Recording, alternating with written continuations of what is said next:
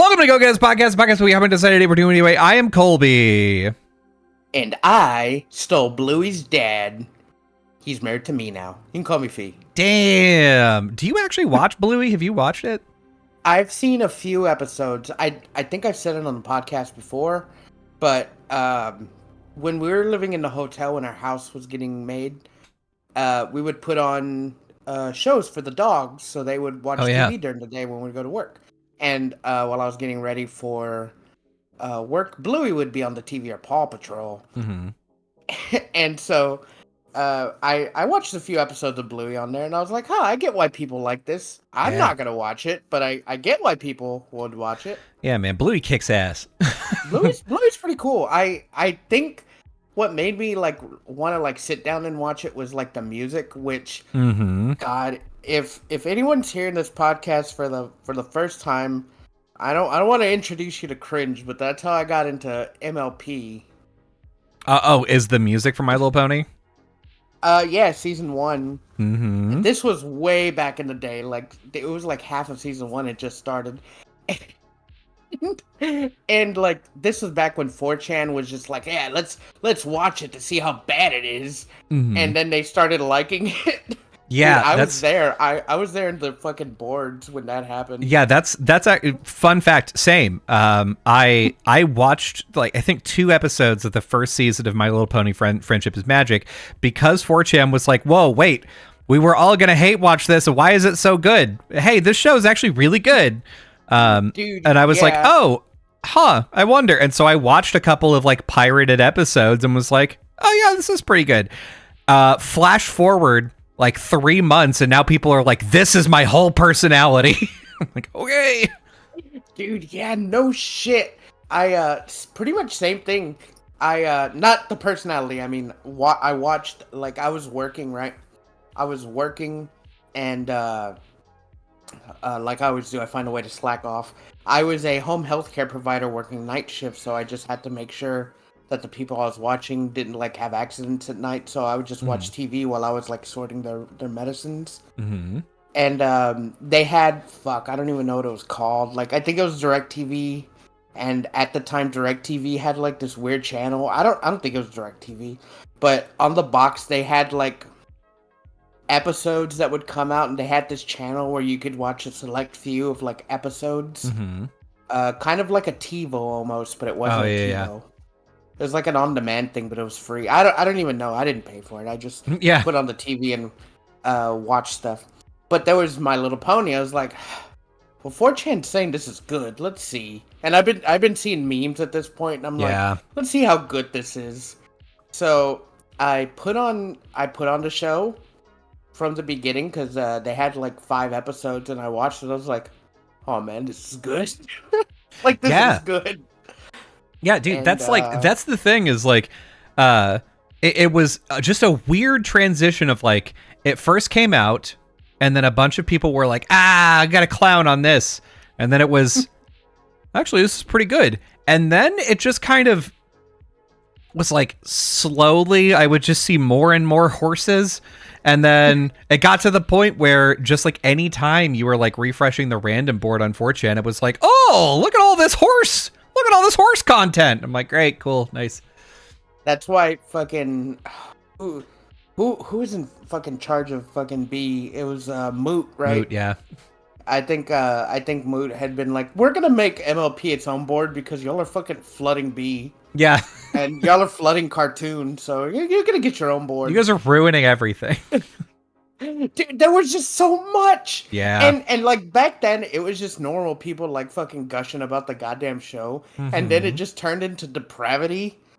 Yeah. Much like everything on 4chan. Of course. Because the thing is about the interesting thing about My Little Pony is it's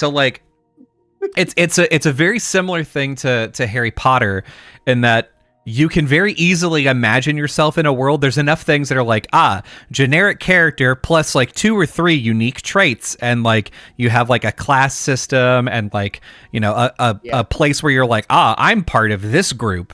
And you can just imagine that. It's the same with people that got into Harry Potter and just won't fucking let it go. And they're I'm a Slytherin actually. And Slytherins are actually I'm evil. Yeah, that's the thing. God, I remember being so fucking confused in college whenever I was introduced to Tumblr, and like I was on Tumblr a very, very small amount of time, and part of the reason why I was like, I don't want this, is just how deep people would go on being like, no, like, you don't understand. I'm a Ravenclaw because of these 20 reasons that I'm gonna list, and oh my God. And like people being like, I'm proud of being Slytherin, which, to be fair, at this point, now that I know the characteristics of the houses, I probably also would have been sorted into Slytherin, but also Why? I don't give a fuck.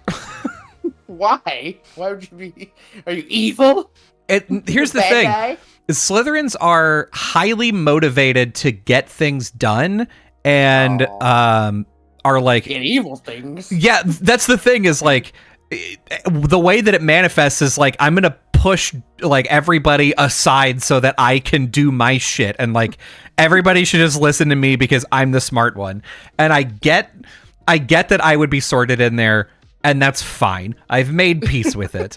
But I didn't understand. I was like, why would you willingly say that you're not going to be in the house that the heroes are in? Why would you not put yourself in Gryffindor always? It just doesn't make any fucking sense to me. That's like watching Star Wars and being like, oh yeah, I'd be a Sith. Like, why? They're just getting their ass kicked. They're cool. I love the fact that they got blood swords. Oh, it's great. And I love the fact that they just fucking choke people. I want to choke people to death. You just want to. Damn. Maybe you are a Sith. But like you could be what is it, like a neutral Jedi where you're walking the line between both. Fucking Starbringer, what's his name? Starkiller? Starkiller, yeah. Where he's kind of walking the middle, he could do all the things. Yeah. Which, like, and that makes sense to me, like, the fact that there's such a thing as, like, gray Jedi, where they're like, oh, yeah, Qui-Gon actually, he was, like, not a big fan of the establishment. He was, like, very into the Force. He was, like, a really good Jedi, but he was not, like, a good Jedi Knight. He was not, like, a good part of the establishment. And, like, again, I think the biggest fumble the sequel movies did is they could have set up something that's like, oh, actually, the Jedi were, like, kind of religious fanatics, and like they had a bunch of like self-denial stuff and a bunch of like, don't accept who you are, instead be who we need you to be, and like shit like that. And it's like, yeah, you had this opportunity to be like, the Jedi were too strict in their teachings, and they didn't allow like everybody had to conform in a certain way, and so the Jedi were wrong too, in addition to the Sith being objectively way more wrong. And that's instead they were like, nah, the Jedi actually fucking cool, and they're the best, and being a Jedi was the best thing that you could be, and everybody else is a puss that can't figure out how to be a Jedi. Like, what? And guess what? Fucking Emperor Palpatine's back, and he's making clones. Yeah, he's back for some reason.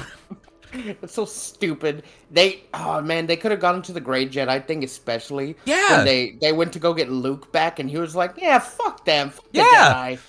Dude, that could have led into something, but no, they fucking just shit on everything. They shit the bed on the whole. I know. Rest of the movie. It's so frustrating, and like the thing is, I keep hoping that eventually I'll see something like that. So like, Ahsoka came out, and I was like, oh, maybe this is going to be the thing that's like, oh, Jedi actually should be a little more nuanced.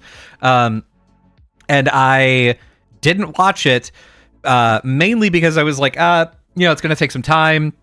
I'll like, if it sounds like it's good, I'll give it a watch. But then everybody was like, yeah, there's a bunch of problems with like, oh yeah, this like, we're gonna have to save this kid, but also Admiral Thrawn and fucking. I was like, oh yeah, God, I don't care.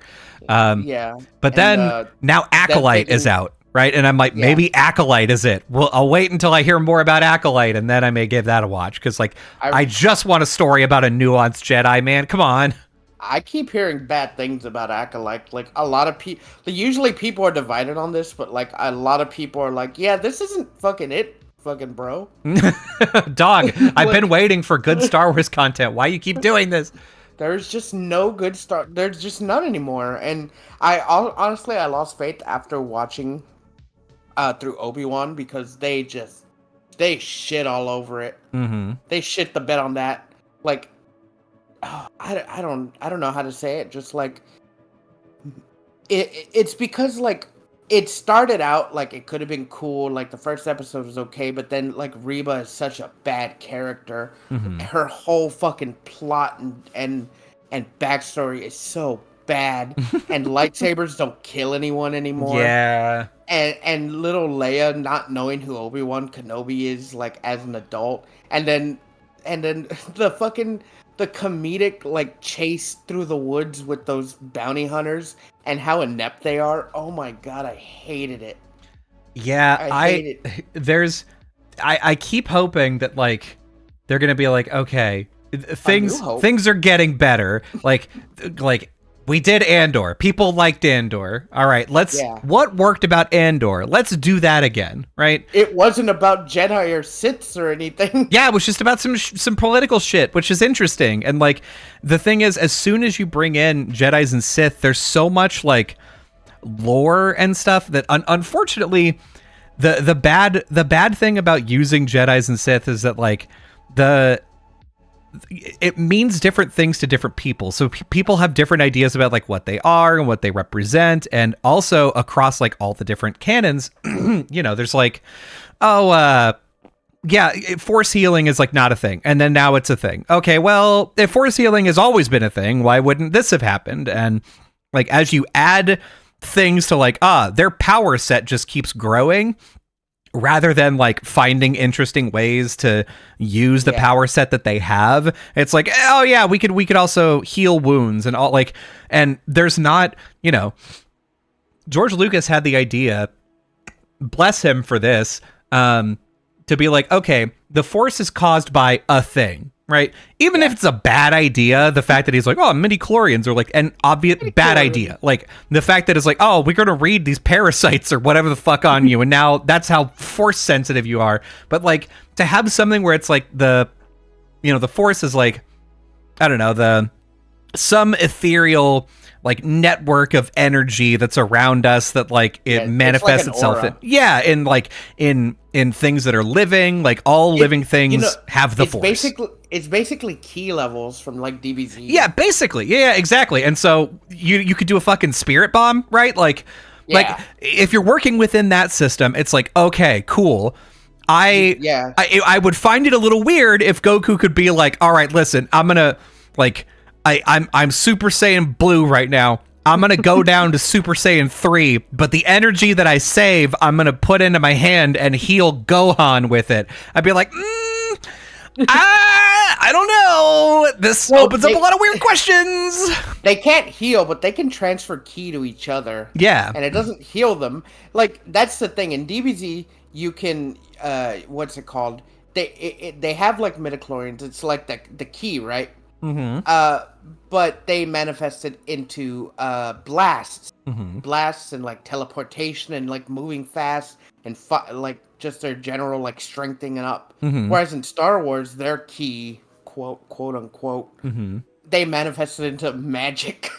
Yeah, and, like, for a good portion of it, they don't. And it's like, it's like, oh, yeah, because I guess in episodes, like, 4, 5, and 6, you see, like, okay, you can move things with your mind. You can do the Jedi mind trick on people and, like, put them into a stupor or whatever the fuck. They're basically, like, psychics. Yeah. They can, like, they can kind of jump. Psychics. They can, like, jump higher.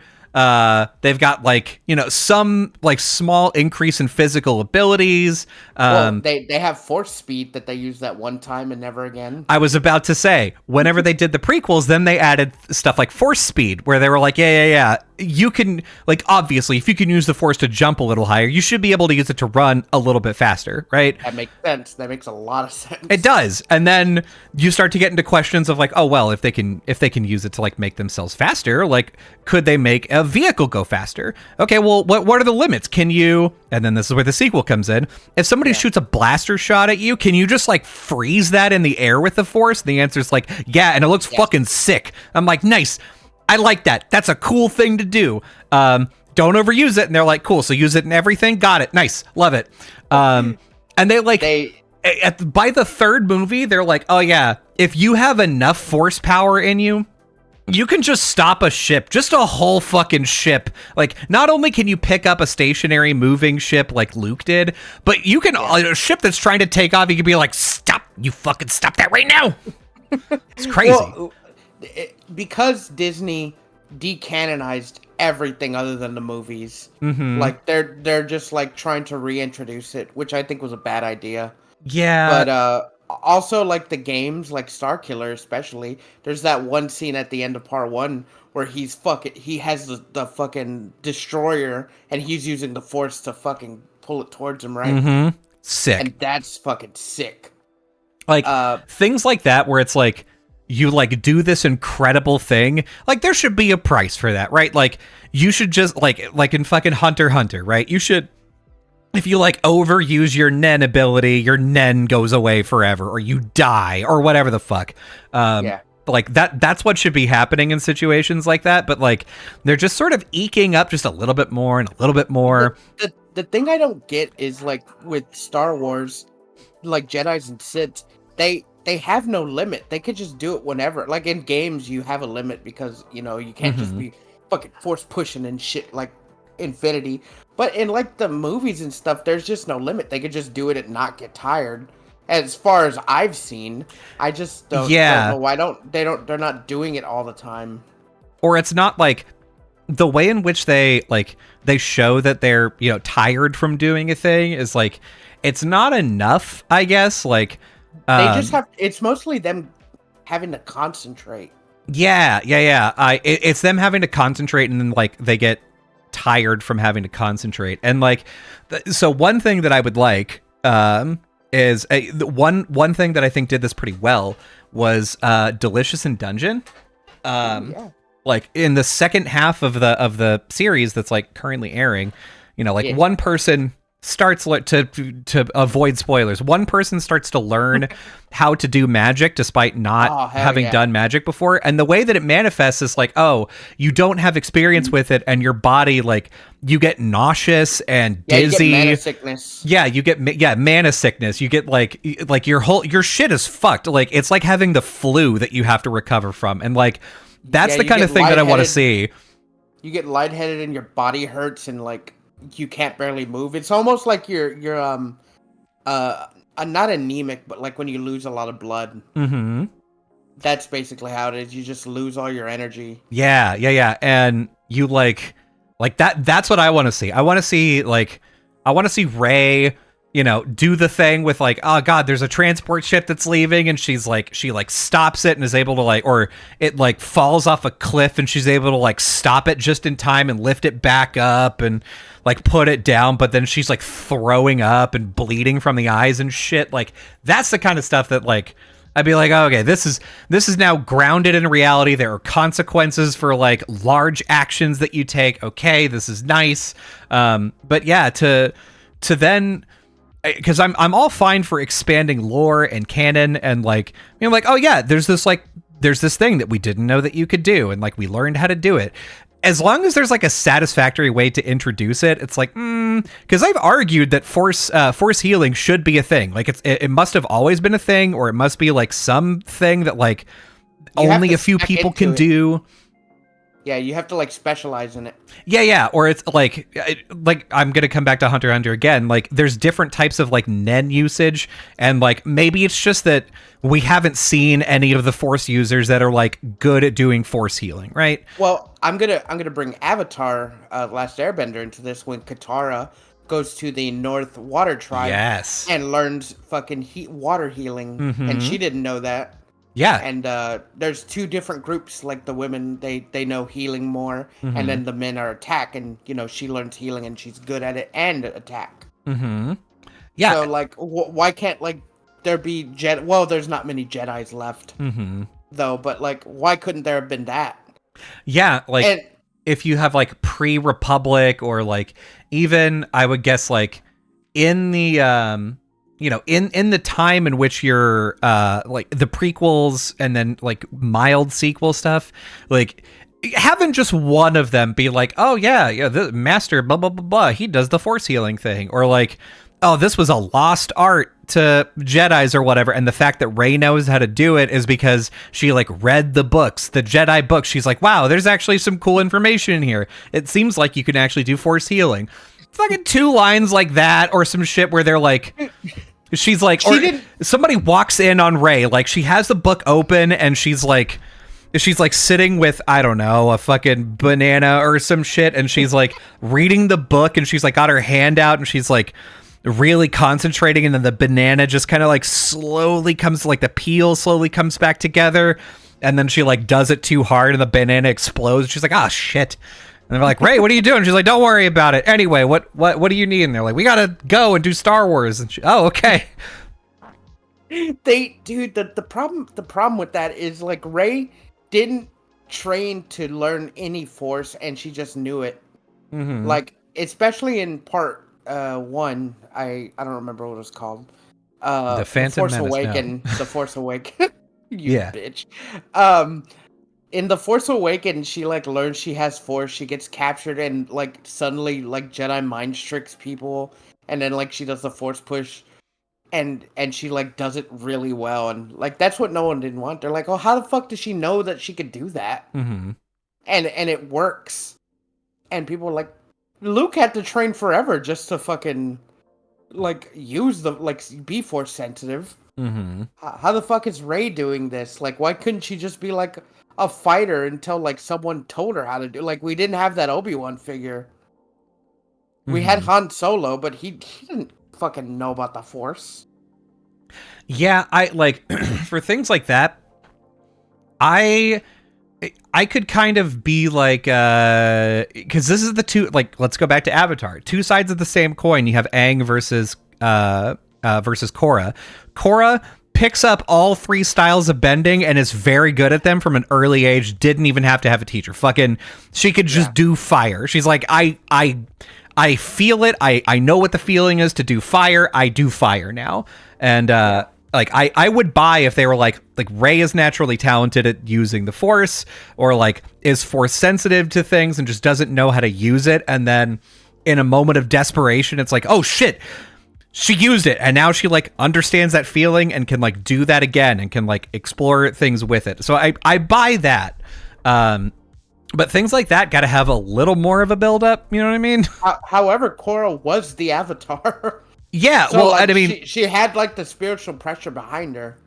All she like, Aang didn't like every time Aang learned a new fucking element.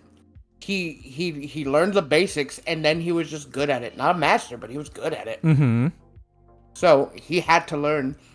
With Korra, she just knew how to use it. Mm-hmm. Like, not necessarily well, but because I'm giving her leeway because she was the Avatar. Mm-hmm. It was just in her fucking system. Yeah, I mean, like, especially at the very beginning, like when she's a child, she can do 3 different styles of bending very easily. And then obviously she trains to like be very good at them. Yeah. But whereas the fact, Rey, she was nobody until part 3, and I'm not gonna give them any credit that they weren't gonna link her to fucking Emperor Palpatine. Yeah, I mean they could have linked her to anyone. I really wish that they didn't, but sure, fine. Some people could be like, oh well, she's Emperor Palpatine's granddaughter, so of course why wouldn't she be good, motherfucker? Mm-hmm. When The Force Awakens came out, they didn't know that she was gonna be his fucking granddaughter. Yeah. For me, I buy that. Like, I actually buy the explanation that like some people are just like very sensitive with the Force and they never learn how to control it, or they never learn how to do it. Weird shit happens to them and they live and die and never like become a Jedi. They don't hear about the Jedi. They don't ever look into it. Whatever. But with Rey, I excuse me. So I would buy. A weird thing happened, and then now she's like, oh, this is like, I know a lot about like the things that happened, with like Luke Skywalker. I know like the like, okay, so I know that the Force exists. I know that like some magic shit is happening, and in that first movie, there's definitely a lot of that is set up to where she's like, I'm good at being a mechanic. Like that's what I'm really good at. And then she like spontaneously can do some Force stuff. If they just showed her doing like a Force move, that would have been fine. Like her, like in her workshop, just picking up like small things like wrenches or stuff and moving them to her. That would have been fine. And she just didn't know what was going on because she didn't know what the Jedi are. Oh, I think even earlier than that, or even like less, like even more roundabout than that. Like let's just say that she's like in the beginning, right? She's in that big like ship, and then the Finn is there. First Order is doing their shit. Imagine if like she's not like in the market or whatever. She's like not in the bazaar, and then things start to pop off, and she's not close, but she like you just see like the hairs on the back of her neck stand up, and she's like, something's going. I don't know how I know this, but some shit's happening right now. You got the spider sense. Yeah, she like because Jedi can feel like life forces, and they can like sense things like that. You can sense other Force users. So like, if she like did that and then showed up like, and they had like little hints like that, I would totally buy that. She could even tell people it's different. She's like, I just have this intuition. I always get this feeling. Yeah, like, and then somebody's like, no, dipshit, that's the Force. Huh. Yeah, whatever. Trying to force your opinions on me. Yeah. Yeah. So anyway, no, it's a mess. Star Wars right now is a mess, and that's a good lead up to our topic. Yeah. The big topic that I wanted to talk about, and a lot of people are talking about it, is the death of the movie theater. It's like it's kind of wild, actually. Before because I just watched a video on this.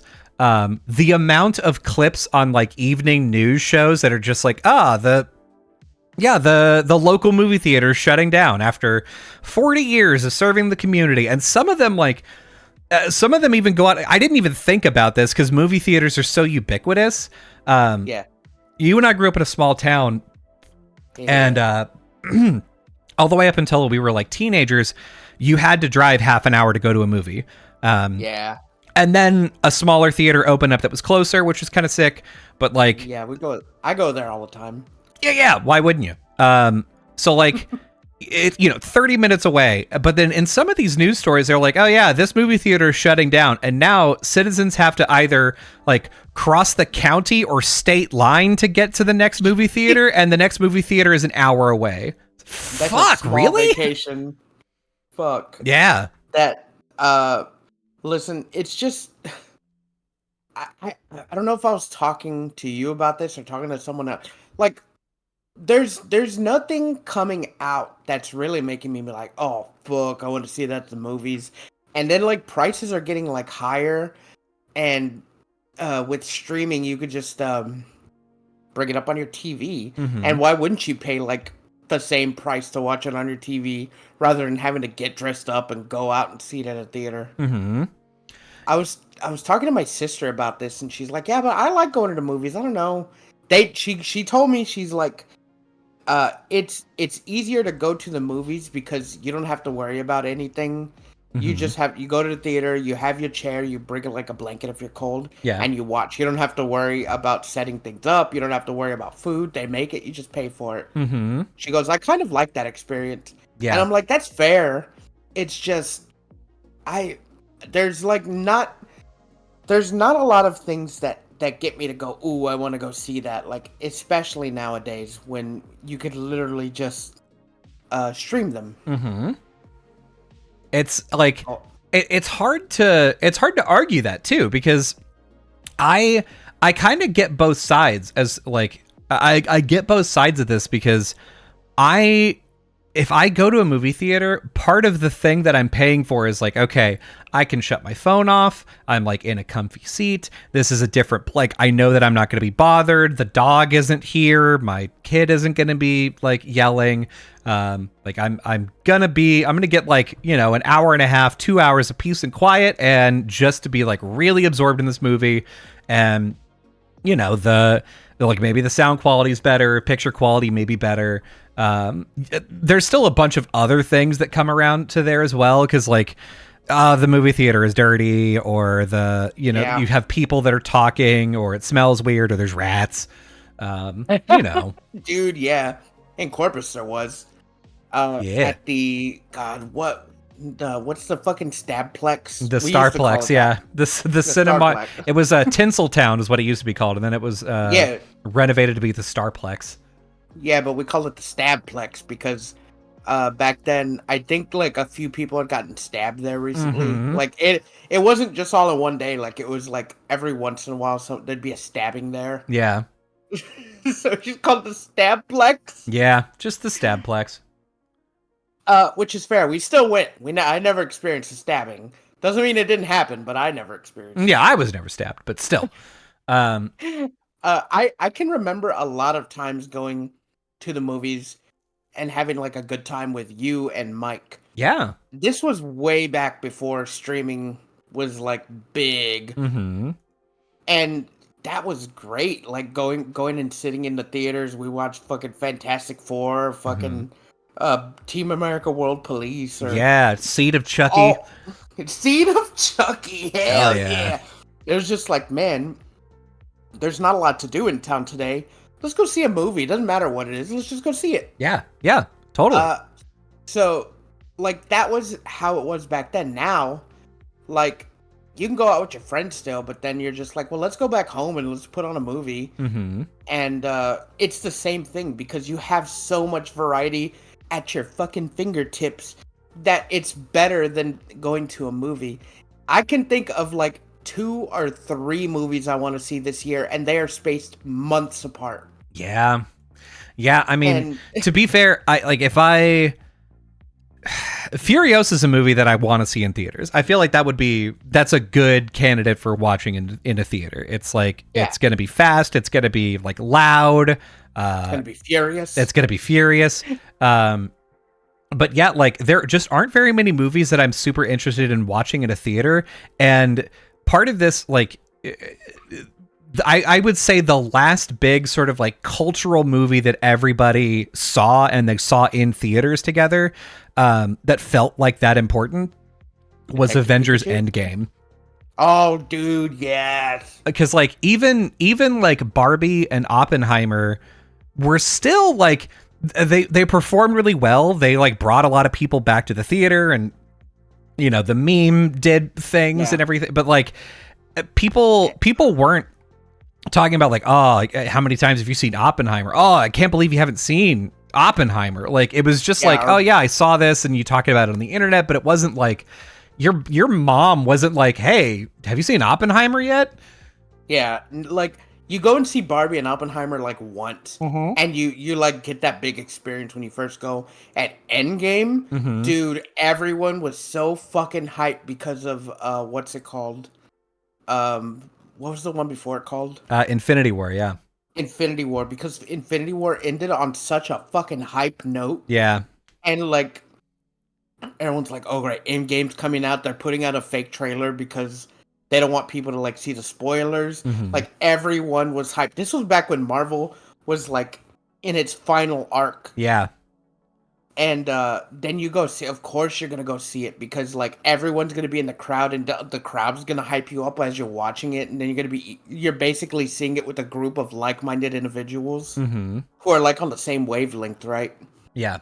Yep. Whereas like anything nowadays, you're just like in a group of just maybe like 4 other groups that are just like, whatever. But Endgame, that was a goddamn experience. Everyone watched Endgame. Everyone, even like people that weren't like as big of fans, they were watching Endgame. And it like, and you just don't get that nowadays. Exactly. And it brought you in too, because it like such a big production, like the sound quality and like the experience of watching a movie like that with people is sort of important.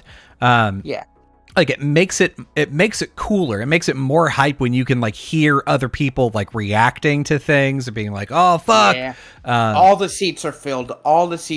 You could hear like the humming of people. Like no one has their phones out. The seats are filled. You hear every reaction from like everyone. You're like, "Oh, fuck!" Yeah, you're just hearing them. You're like you're making friends with people next to you and shit.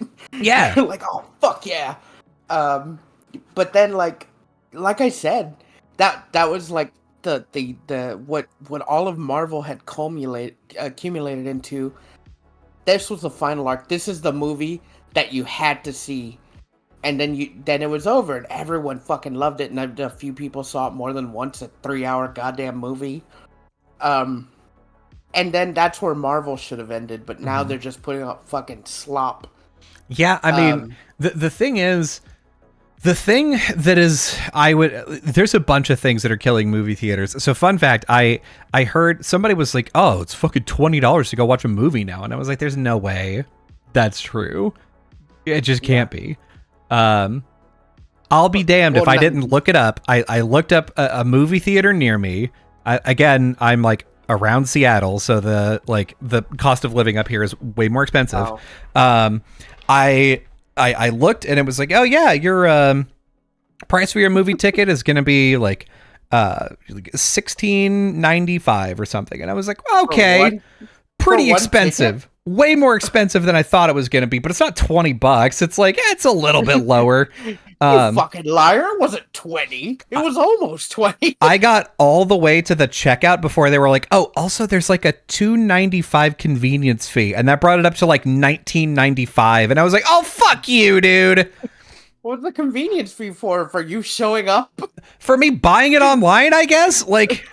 God, I hate that people are doing that where they're like, oh, we have to pay to keep our servers online so that you could buy things online. It's like, shut the fuck up and stop charging me for that. God. Yeah, dude, no shit. Dude, tickets down here aren't expensive. Mm-hmm.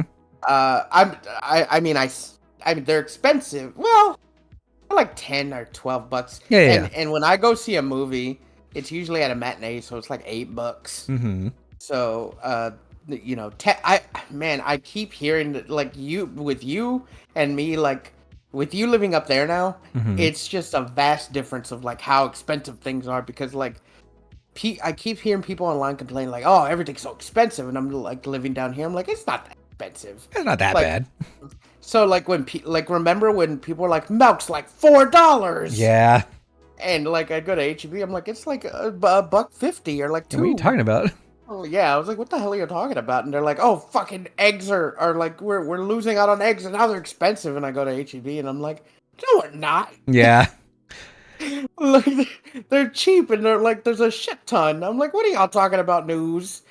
Fucking, yeah. Texas is like so, not cheap, but like the cost of living down here is so low.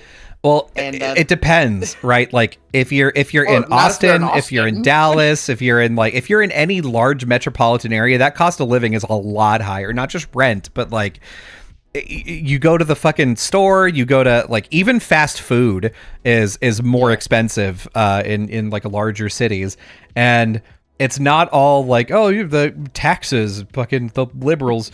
It's like, it's also corporate just being like, oh yeah, you live in a larger metropolitan area, we have more people that show up, make the burger price higher. And like, that's just how it goes. And that sucks. Yeah. And like, so you get why, like, if people are talking about like, oh yeah, you know, the movie theater, why would I watch a movie in a movie theater when I could watch it at home? Especially if you're watching a movie with more than one person, like that's all it takes to even out the price. Hell no, just with one person, because you rent a movie on Amazon for $30, right? Yep. If you went to the theaters by yourself, let's say we're using even on my price. Let's say I don't go on a matinee. And a price of like $12 while I'm still wasting gas to go. I still got to buy snacks, which is another like $12-15. A big soda and a big popcorn. I say it almost evens out. Even if it's like $25, I'd pay the extra $5 just to see it at home. Yeah. That's like the price is similar for one person. It's a little bit lower if you go to a movie theater, like.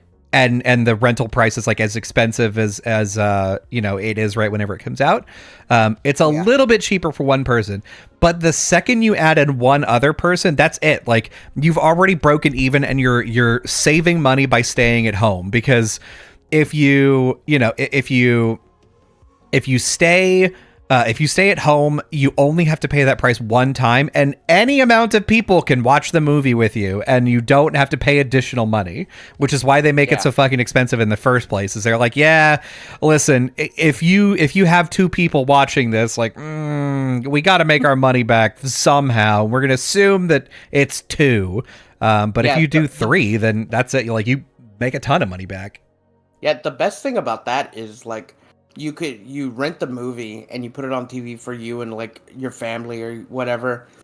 Then you could make dinner and just have a fucking eat dinner, pause to go to the bathroom, like get drinks and stuff and watch it. Yeah.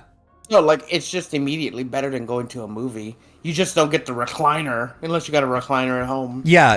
And I mean, to be like, I appreciate the experience, because like the thing that differentiates the movie theater from your house is like better equipment, potentially better screen quality, Papa John's, probably not better chairs, and definitely not better food. Yeah, but you don't have a dog or a cat that's going to bother you. You're not going to have to take anybody out. If you're forced to like turn your phone off to like be a conscientious good mijo, then like you can't like, you're not going to be bothered by anything. It's really hard to justify being at home and being like, oh, hey, you want to watch this movie? And then all phones shut off, lights turn off, put the pets away. Fucking, we're just watching this movie and that's it. Like, to really get immersed in it. No, let the pets come out. What the hell is the dog gonna do? Bark because they saw something outside of a window. Ask me how I know. My dog fucking sucks so bad sometimes. My dog, we're sitting on the couch and my dog just like gets this look in his eye like, what the fuck is that? And I was like, oh God, what is he looking at? And then he just starts barking and we couldn't figure it out for 30 minutes. He would whine and stop barking. And finally, like, we figured out what was happening is he was looking at the neighbors that live behind us, and he was at an angle at which he could see a window on the second story, and somebody was walking back and forth in that window, and he was like, what the fuck? Oh, someone's out there, Dad. Oh, shit, man. Oh, game over. Dude, we have 3 dogs here. It's fine. That's great. That's another good thing about having the movie in your fucking living room. They start barking, and if you tell them to be quiet and they don't, just pause the movie and be like, fucking pick them up and fucking shake them and throw them into the closet.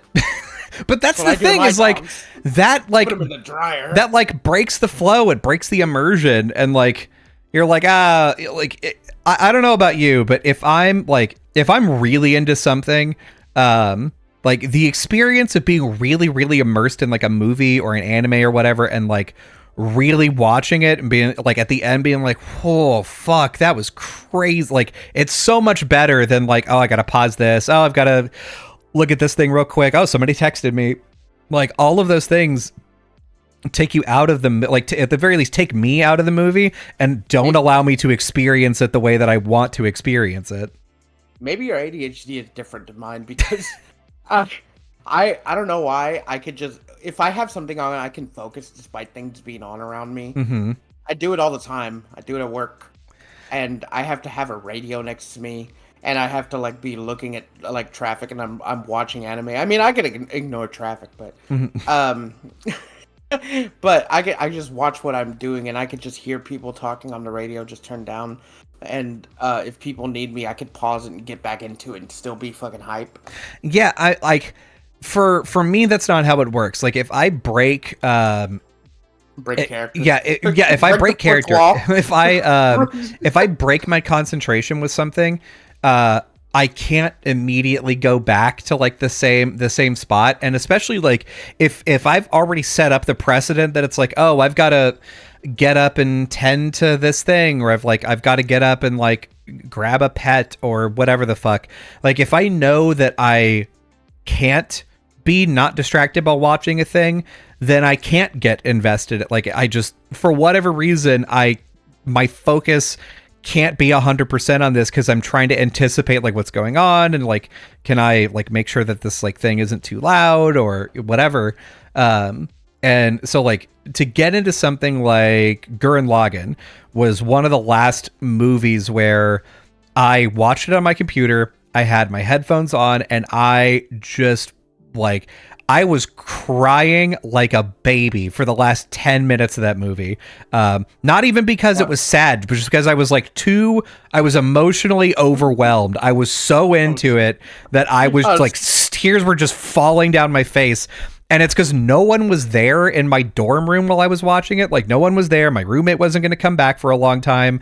I didn't have anything to distract me. I was just watching this movie. I didn't, like, no one was texting me. No one was talking to me because I didn't have friends.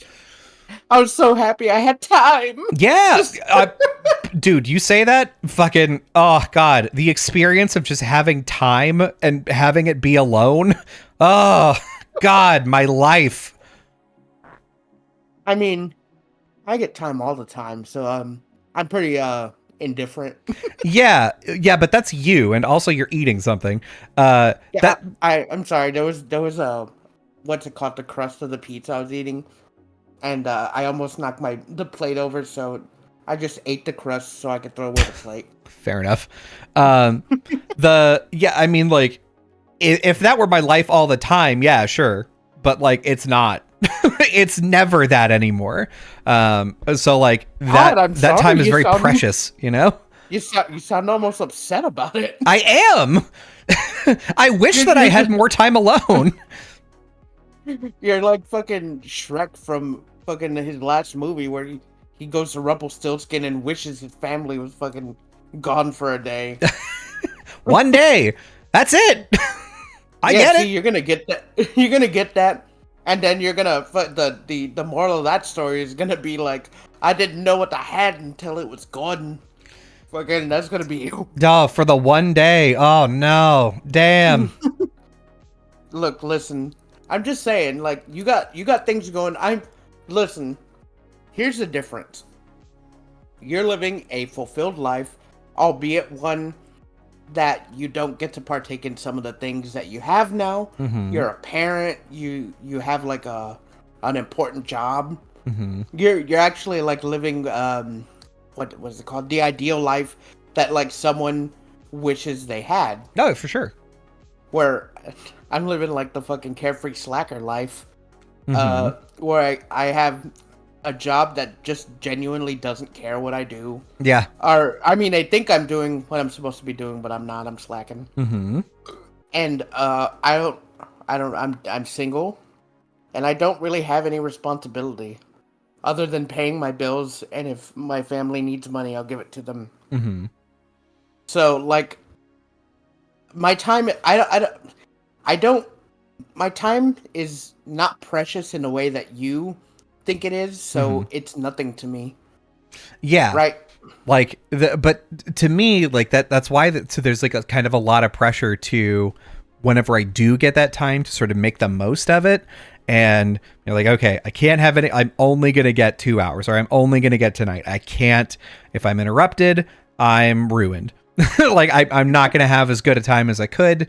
And like that's fine. I'm getting to the point where I'm trying to get over that because that's an awful lot of pressure. I wouldn't be able to get over that. It's it's hard.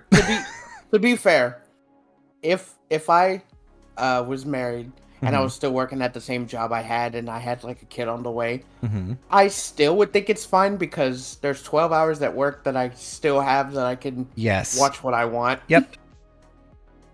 That's like that's where it comes in. It's like for you've got like a large period of time in which it's like, I don't have any other responsibilities except for this job. This job is not hard. I can watch whatever I want to. I can like catch up on shows. I can, draw. I was playing 4 hours of Paper Mario at work this past 2 days. Yeah, fuck it.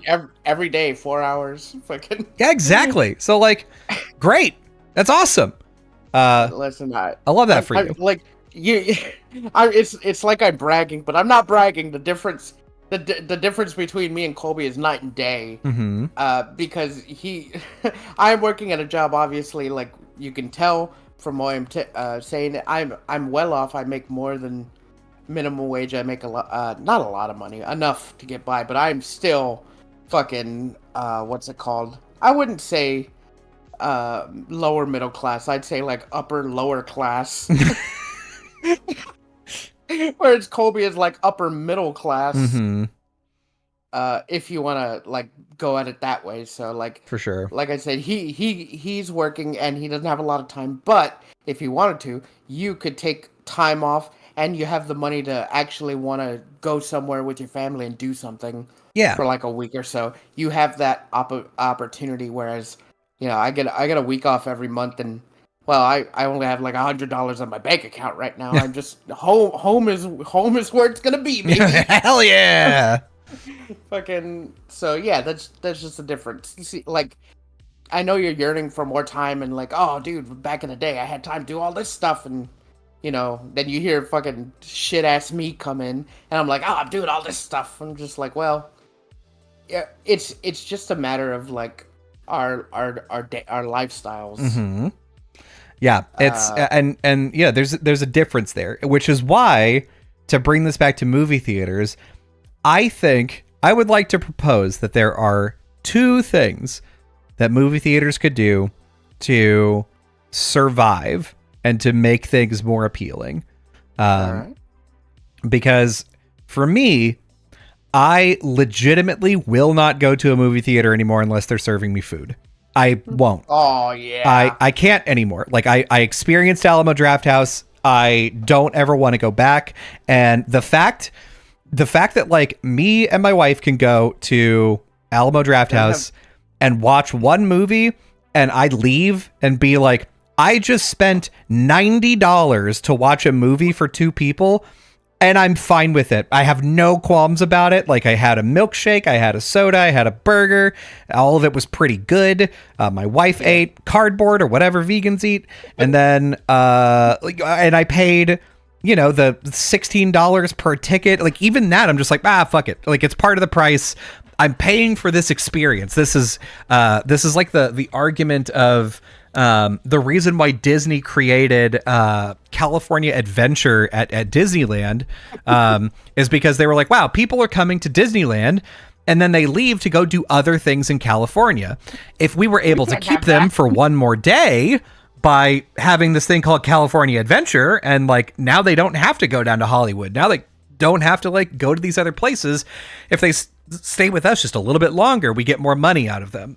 And like, that's what I'm asking for. I'm like, if there's a middle ground here, you're currently not there. If I have to go to a movie theater and I have to pay you $50 to have a regular size soda, not even any popcorn, and then 2 movie tickets, you're fucked. I'm not going.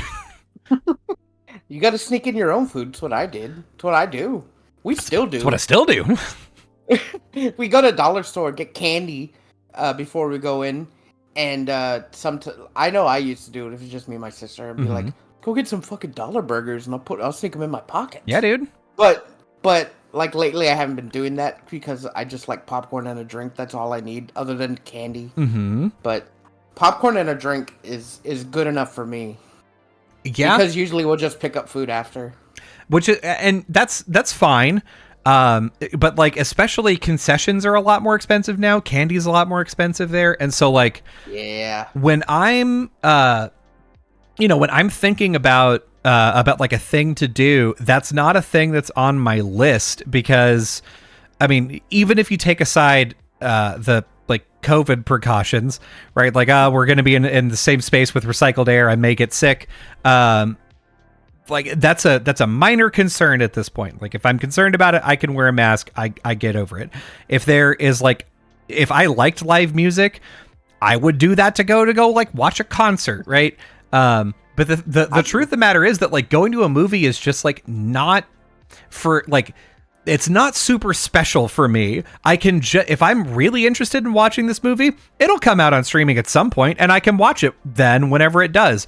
And what's probably going to happen is I just won't watch it because I don't care enough. And so it either has to be a movie that I'm like, oh man, I got it, like the next Mario Brothers movie.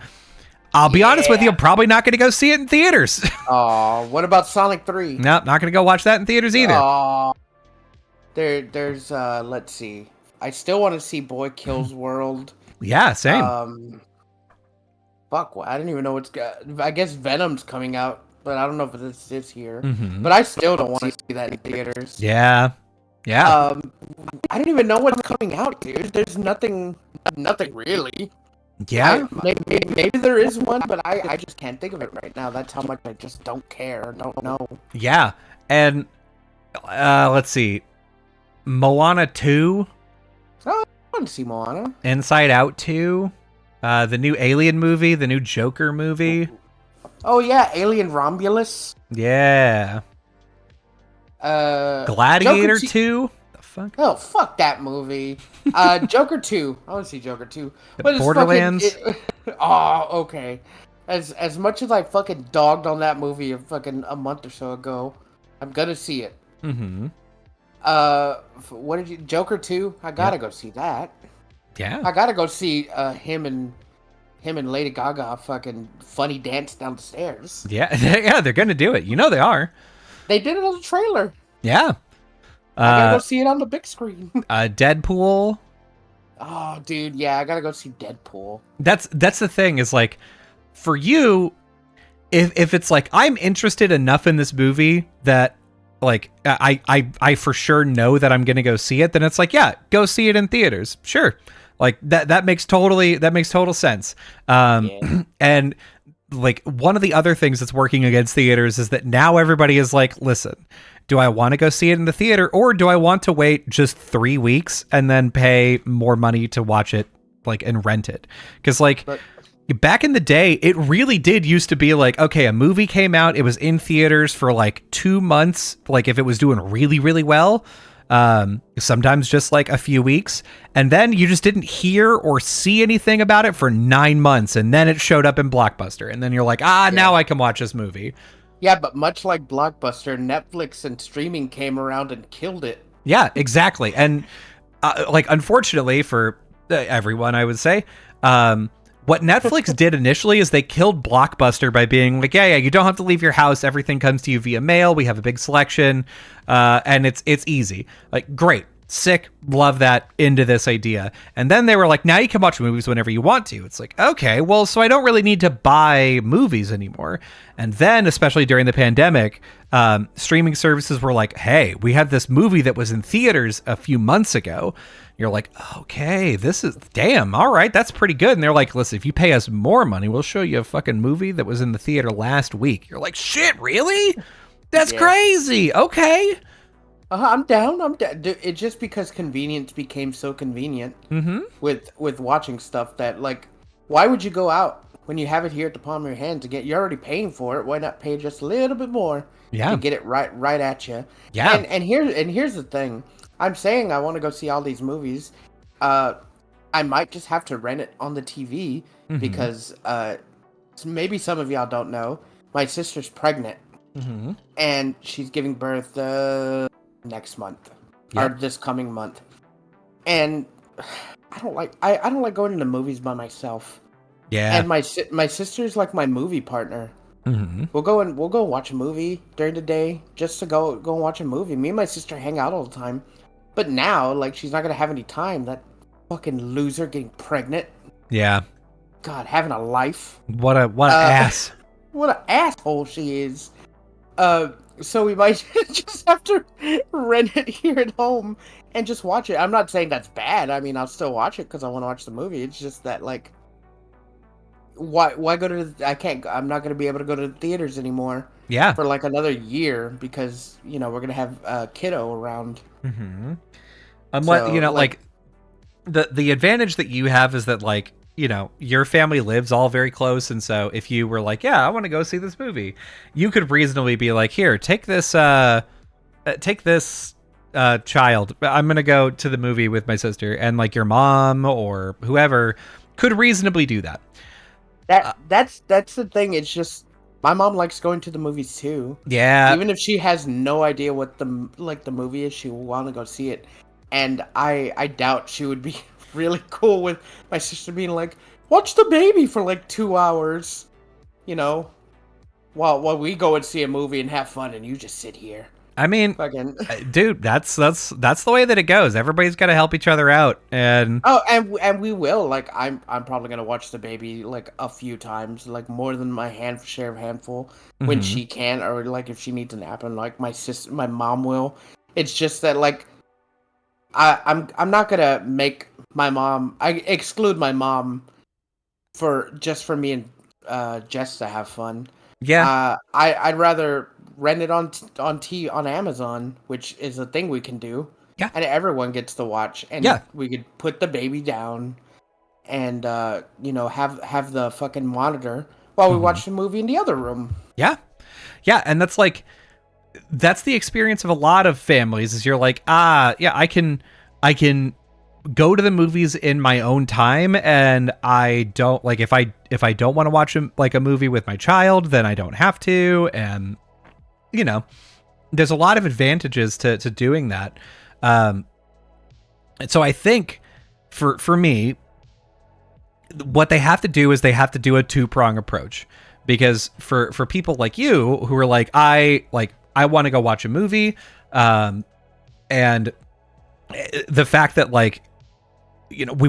we have this child situation, like that's obviously going to be a very big draw to keep you in the house.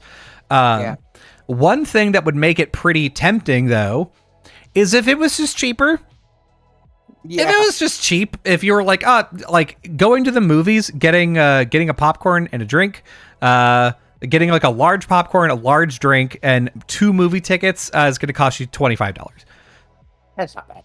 That's not bad. Even if it was $20, even more, you're like, wow, damn, okay, then fucking yeah, why wouldn't I? Like the fact that you have to be like, hey, can somebody babysit the child for a little bit? You could go to the movie tomorrow. We could go to the movie later on this week whenever the child is in daycare, whatever the fuck. Like that makes it, there's less of a barrier and it's less of a special thing to go to the movies.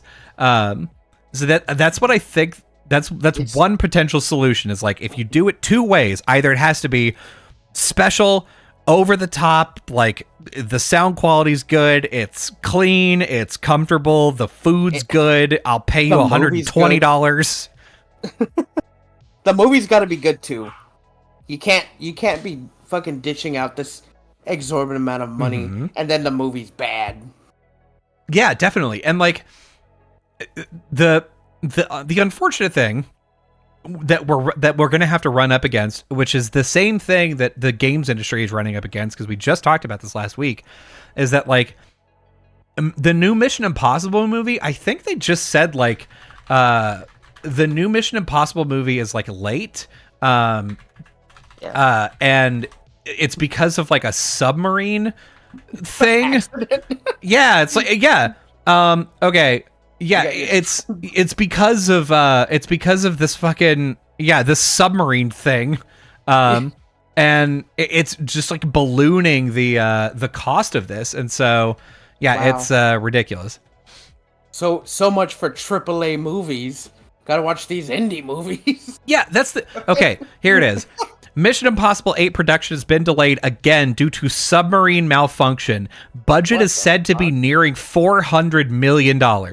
Oh fuck! For one movie, like they're not gonna make that back. Here's the thing: they might. I don't think they're gonna make a ton of movie, a ton of money on it. But yeah, they may make it back. They might. Okay, they might make what it costs back, but like not the submarine accident. Yeah, I just like, and that's what I mean is like.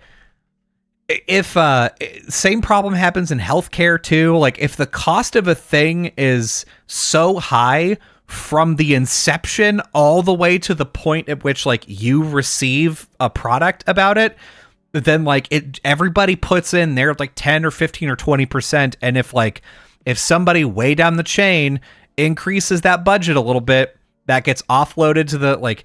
So if a movie studio is like, I've got like this movie cost me $100 million, you need to have it inside of your theaters for 3 weeks, and you can license it for this much money. It has to be exclusive for this long, and you have to have this many seats. Like there's a bunch of stuff that goes into determining like how long a movie is inside of a movie theater, and especially if it's more expensive. Well, now the movie theater can't be like, well, shit, I guess I'll just eat that cost. They have to like raise the price of tickets. And they're like, well, we got to raise the price and maybe just a little bit more for daddy. And then they've got to they raise the price of concessions too. They're like, well, it costs us more money to get the popcorn or to get the soda or whatever. Or like everything is more expensive and people are just like rolling with it. Fuck it. A soda is now $6. And people are like, how? How is a soda $6? They're like, I don't know. It's real good. Listen, I'll buy it. I need something to drink while I watch a movie. And the best thing is after the movie's done, I can just go refill it for free. Well, and they know that. The thing is like, soda is the cheapest shit of all time. Like the cost associated with producing a large soda cannot be more than 25 cents. It can't be. Dude, no, it can't. And they're charging $6 for it. Dude, well, I think over here, well, it's about the same. It's like $5.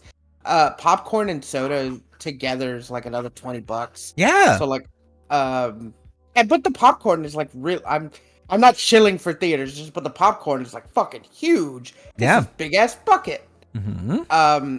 So you get the big bucket of popcorn, the big soda, it's another 20. But like you can't be like, let's get 2. What, you want another one? No, you gotta share because it's already fucking so high. Yeah, or they're like, oh yeah, listen, if you the deal back in the day that was like, you buy the popcorn, I buy the drinks. Especially whenever the movie theater that near us opened up, the deal that really got me, where I was like, oh, I'm not thinking about this too much, and that's a good deal, is they'd be like, listen, you can get medium popcorn is like, small popcorn is like $3, a medium popcorn is $5, a large popcorn is $7, but you get a free refill with it. You're like, oh, well then. But that's stupid because you're not going to leave the theater to go get a refill. No, of popcorn? No, I'm not. But that's the thing. I did. I do. I used to. I did. I do. I will. I think they make the popcorn bigger because we used to finish it back in the day, but now we can't even finish it. So, like, I think they just make the buckets bigger. And, and like with my soda, because I used to just drink it almost all before like the movie started. Mm-hmm. I just I sip it like I'm just taking small sips. Yeah, exactly. Because know you've got to ration it, so you're like I need to have something to drink in the middle of the movie. That happens. God, every time I go to Alamo Drafthouse, I am done with my milkshake before the movie even starts. Always, like I get through previews, it's gone.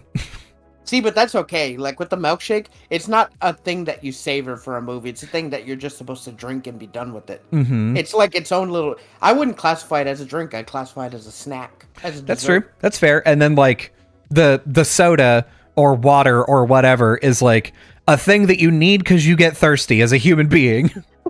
See, but the thing with Alamo Drafthouse, you just like fucking call the waiter and they come and refill it if you buy the free refills. Mm-hmm. So you're just like, go son, come over. And they come and grab your soda, like, what are you drinking? And then you tell them and they go get it and they bring it back. Yeah, great.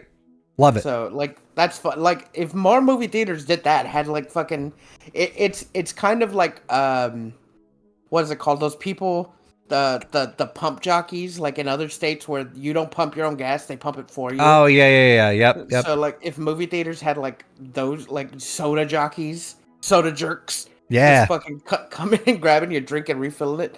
It would make buying the large and having a free refill worth it, because then you'd have someone, like, you just press a button and the person's like, I gotta go get that guy a refill. Yeah. And then you just do it. Yep. It would make it more worth it. But like as of now, getting a big large drink and being like, oh, by the way, you get a free refill. Well, fuck. If the counter wasn't a mile away and I'd missed like 15 minutes of movie, it'd be worth it. Yeah, totally. And like you can't just go up to the counter and be like, free refill, please. You have to wait in line if they don't have the automated machine. Mm-hmm.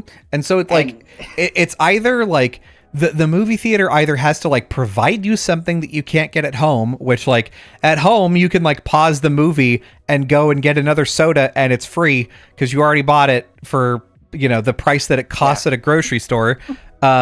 And that's fine, right? But like in a movie theater, you have to choose, like, do I want to, you know, sacrifice my time? And also, if you get I don't know if you do this, but I do. If I have a soda the other reason why I choose to make sure that I drink the soda over the course of the whole movie is so that I don't like need to get up and pee. Because like if you get up, the killer is if you get up at the same time that another movie released. And so like you're now like you go to the bathroom, you're like, fuck, there's like 80 people here. God, I'm gonna be here for 10 minutes. I just pee in the aisle before right when you open the door. Yeah, fuck it. I'm just like, look, it's dark in here. No one's looking. Just gonna pee. And they're gonna walk out and be like, why is this floor wasn't wet before? Yeah, I don't know. A big man came in here with this big large soda, and he said, I'm diabetic. Why did I get this?" And he poured it all over the ground. And I said, "Don't do that. You're gonna make a mess." And he said, "I don't care. I hate movies." And then he ran away. He said it out loud. We heard him before the trailers finished. We all heard him, right? Right, everyone? And you're saying that as you fucking leave. You're just like, wow, that guy who poured his drink all over the floor before the movie came on is really a jerk. Hey, you know what? I'm going to go look for him. Everyone, you stay here. Dude, yeah. God, having to pee during a movie you paid for, like, man... That's killer. That's why you got to get it up before the movie. Yeah, I mean, like, there's so many things like that where you're like the experience of going to a movie kind of rides on you like pre-planning or because like I remember, God, I was reading a thread recently where somebody was like, oh yeah, this guy tried to cut the line to the concession stand and I told him no and he flipped his shit and like, you know, to his wife and like his daughter. And somebody was like, it doesn't make any sense. He's there with multiple people. So like you have 2 people go into the theater to save 3 seats. And then he stays behind and like buys the stuff and like gets in line like normal. And they said that. And I went, oh, fuck. I forgot that movie theaters aren't all assigned seating. Oh, damn. I just forgot that like I haven't been to a movie theater like that in forever. Yeah. Dude, back in the day, it made more sense to have some of your group go save seats while you go get like your snacks and their snacks. Yeah. But like nowadays, all seating is assigned. So what the fuck even is the deal? Yeah. Just why would you want to cut? I want to go sit with my family in the dark for a little bit. Yeah. At least. I want to go see the trailers that I could watch on YouTube right now. Yeah, man. That's like. So, like, Alamo Drafthouse, I keep harping on how good Alamo Drafthouse is, but, like... We're not sponsored. Yeah, not sponsored. But, like, some of the stuff that they do, like, before the movie is they'll show, like, they put together a pre-roll of, like, just 20 minutes of, like, video content mildly related to whatever you're watching. So, if, like, you're watching Batman, they'll show old Batman clips or, like, you know, SNL skits with Batman or College Humor stuff with Batman. You know, if you're watching a movie about ice skating, they'll show ice skating stuff, like just stuff to like keep you entertained. That's not just like, oh, here's an ad for the local insurance person. Fucking dumb. They do that here. Yeah, it sucks. Like, oh. come over to fucking Gonzalez Dentistry. I don't that. Yeah. Fucking. That's the thing is like. You know, you go to the movie, you're inundated with ads, then the previews start, and like even during the previews, you're like, oh, fuck, like, oh yeah, that movie's coming out. I forgot. Yeah. All right, okay, we're 15 minutes in. Like, I don't need any more previews. I wonder how long it's gonna be until like movies like inject like 3-minute ads in the middle of movies. Yeah, they're like, oh god, they like make you like make you thank them for it. They're like, listen, we've decided that like people they need a break, so like so that you don't miss the movie and all of that. Like we're gonna go ahead and put in an intermission, and it's just gonna be 3 minutes of like music from the soundtrack with also some ads. Don't worry about that part though. You go and pee and like really luxuriate in this moment. If movies had a 5-minute intermission in the middle of like the movie, just one, that would be fantastic. I don't care about the ads. That just means I get to go and pee or fill up my drink. Mm-hmm. Oh, it'd be great.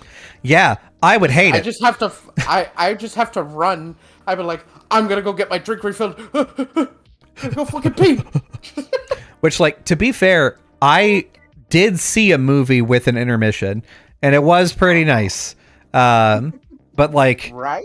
I saw Hateful Eight in oh, gross. It was they had like a preamble which had like the soundtrack playing, and then the first half of the movie, and then an intermission with more of the soundtrack, and then the last half of the movie. And I was like, man, this is fucking awesome. I'm glad that like I'm getting this cool experience with this movie.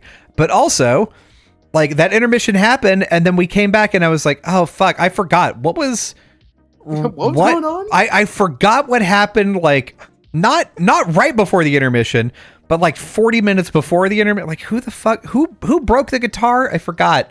It's because you turned your brain off. Yeah, like, the intermission happened, and your brain's like, well, the movie's over, but you weren't. Yeah. And that's how it happens for me, is like, if I get distracted from something, or like I'm not able to get fully absorbed in something, I'm like, yep, I did it, and that was cool. But like, especially if I get to the end of a piece of media where I'm like, I know that I could cry. Like, this is a thing that I would cry at if I was like paying more attention and like was more emotionally invested in it. Man, I really wish that I could cry right now. And that's just what happens all the time. I cry all the time. I don't care. I cry at a movie. I'm crying right now. Man, that's the thing. I can cry. I wish I could. I want to. Like, I'm not like, I can't cry, otherwise I'm a pussy. It's just like, I can't do it. People say I shouldn't cry because I'm a man. Just fucking vein on your head. Just, I don't know, man. I don't know what I was watching the other day, but it had me choked up. I was like tearing up. But it feels good. Yeah. Sometimes. Also, like, sad. I'm just like, oh man, it could be me. But fuck, dude.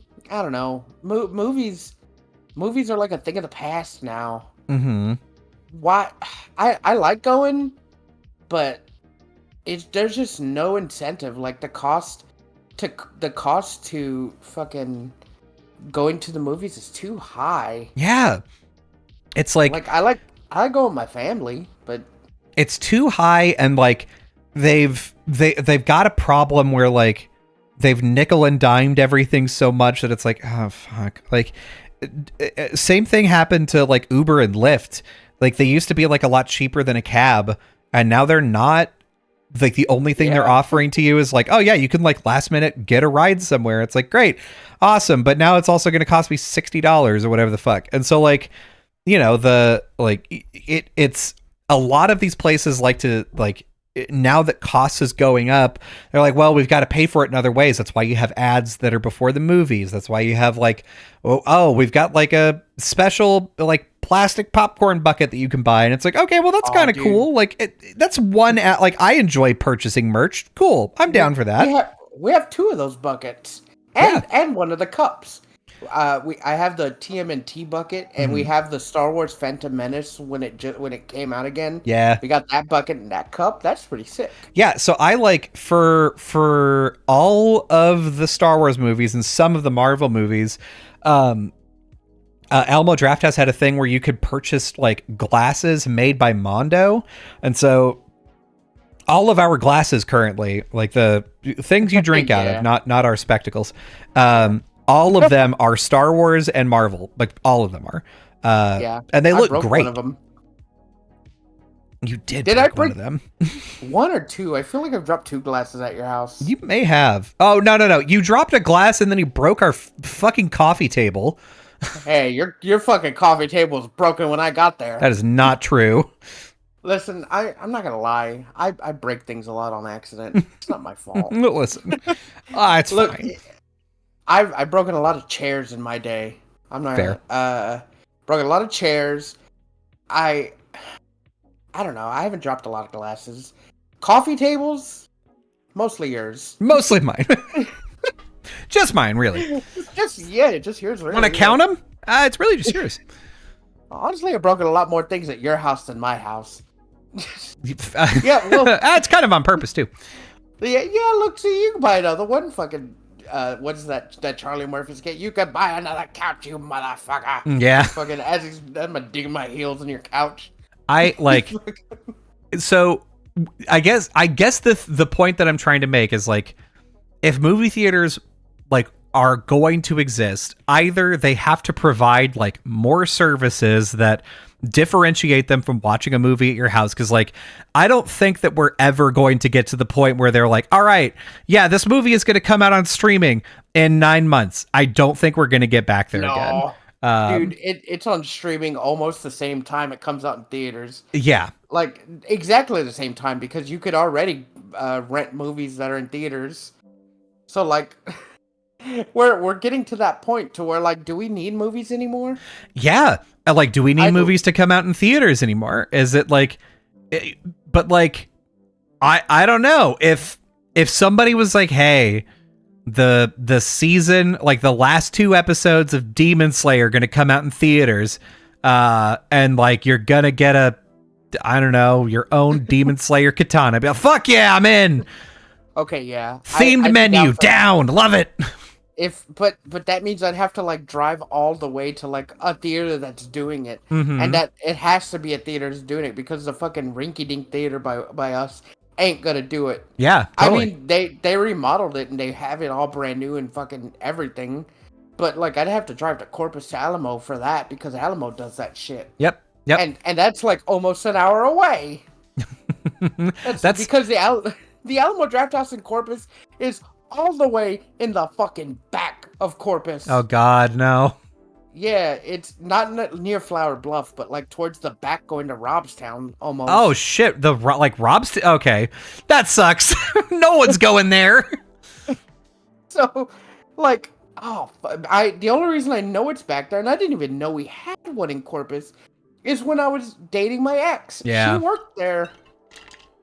And I was like, dude, we have an Alamo Drafthouse? When did this happen? Yeah, damn. Just like, but like, I like going there, but I'm not gonna go out of my way to go there. Mm-hmm. Fucking out of your mind, drive a million miles away to just be treated a little better. Mm-hmm. Yeah, it's not worth it. And that's what I mean, is like, for a place like Alamo Drafthouse, like, I will pay more for an Alamo Drafthouse. That's the bare minimum that it will take me to go to a movie theater. But the other way of getting it, if you want to get a lot of people, is you have to lower the prices. And I don't know that it's even feasible to do that, because based off of like what I've seen and what I've like heard from like just numbers wise, because movies are so expensive now, and because like studios have like deals that they work out to like try and eke the most money out of like a theatrical release, theaters have to like raise their prices, and like the way that most theaters make money is through concessions. And so even that, they're like, well, do we have enough people to be able to staff this? So like you've got to my, like, what I would bet, there's 2 ways to do this. One, you make the high-end experience fucking awesome. You do Alamo Drafthouse and slightly better, and I'll go.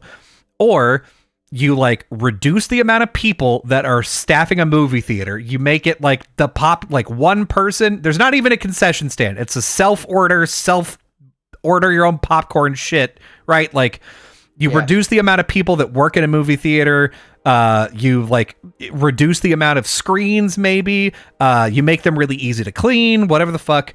And then you make the ticket prices cheaper. You make it so that if somebody is bored on a Wednesday night, they can go to the movie theater and it's not a weird thing. Like, they could be like, I'm bored, I'm off today.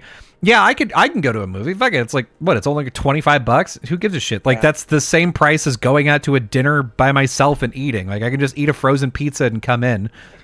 It's fine. The thing is, like, going to a movies now is a luxury almost. Yeah. With how much it costs, and it's just not worth it, because it's not even just up to the theater. It's up to the movie industry. Exactly. To put out movies that I want to see, and lately, it's just not. I keep hearing that movies are good. They said Fall Guy was good. Mm-hmm. They said Furiosa's good, but I want to see Furiosa, but I don't want to go to the movies to see it. Yeah, that's exactly where. Oh, so I'm in the situation because like I have a child where I'm like, oh God, I'd have to like get a babysitter, and I'd have to like, I don't know, maybe I'll go see it during the week or something. So like that's where I am. And not that like my situation is like not uncommon or anything, but imagining that I was like, imagine that I'm single or like, you know, I'm married, but I don't have a child. Even then being like, yeah, do you want to go see Furiosa on Friday? Yeah, I don't know. Yeah, maybe. But like, do I really want to pay fucking $50? We've got like anime that we like is coming out. There's like YouTube videos that we like that are coming out. Like, if I want to fill 3 hours on like a weeknight, I can. It's not hard. Yeah. Dude, no shit. There's so much more free media out there that you could just watch and have a better time. Yeah. And of course you're already paying for streaming services, so take advantage of them. If you have time, like just watch them, especially like with you. I mean, you're paying for like services. Why not take advantage of them and just watch it at home? Yeah. Yeah, exactly. Rather than going to like dedicating watching one thing that you may or might not like for a small fortune. Yeah, like we pay for Crunchyroll, we pay for like the subscription services that we have are like Crunchyroll, Dropout, Peacock, Paramount Plus, Amazon, Hulu, Netflix. I already said Crunchyroll. Those are the ones that we pay for. And Disney Plus. Oh yes, and Disney Plus. Thank you. We watch Disney Plus constantly because of a child. I know. I've been to your house. So like, that's like, those are the ones that we pay for, and it's a lot. So it is like, it has to be something special for me to like want to go to a theater for it. Not only does it have to be special, but I have to know I can't get it anywhere else if I just wait a little bit. Because like, for instance, Final Fantasy VII, like Rebirth. If I didn't have a PlayStation 5, I would buy a PlayStation 5 to play it because I know that it's going to come to PC, but it's going to be like a year and a half from now, and I can't fucking wait that long. Yeah, I know. And same. That's exactly what I did. That's exactly what I did. Can't wait that long. The hype's going to be over. Yeah. Like, I mean, I'd still play it, but like, man, you got to be in the moment. Yeah, the hype is going to be over. The like, I'm gonna get spoiled on it if that's a thing that I cared about. Like, exactly. And then there's that. They're gonna be spoiled on it because for the whole fucking first month or two, it's just gonna be people talking about Final Fantasy VII Rebirth. People fucking let's playing it. Are fucking. They're gonna be like, oh, theories about the ending. No, senor. I gotta play it right now. I gotta play it there and then and there. Video games are different. I gotta play it right then and there. Yes. Yep. Movies, I could fucking wait. Fuck all that nonsense of having to go to a theater. I'd stay at home and wait till it comes out in a month on streaming. And you know what? I have all the streaming services besides Disney. And if I didn't, I know where to get it for free. Yeah.